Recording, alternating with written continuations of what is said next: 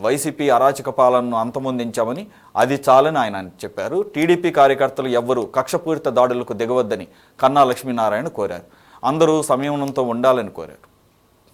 నియోజకవర్గ ప్రజలకు విజ్ఞప్తి. విధ్వంసం మన విధానం కాదు. వైసీపీ అరాచక పాలన అంతం కోసం మనం అలుపెరగని పోరాటం చేశాం.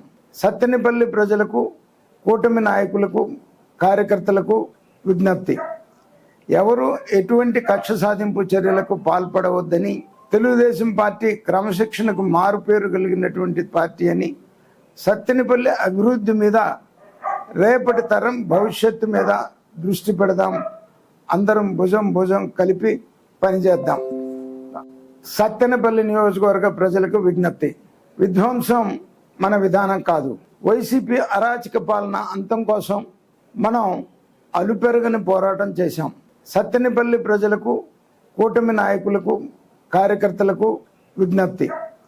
ఎవరు ఎటువంటి కక్ష సాధింపు చర్యలకు పాల్పడవద్దని, తెలుగుదేశం పార్టీ క్రమశిక్షణకు మారుపేరు కలిగినటువంటి పార్టీ అని, సత్తెనపల్లి అభివృద్ధి మీద, రేపటి తరం భవిష్యత్తు మీద దృష్టి పెడదాం.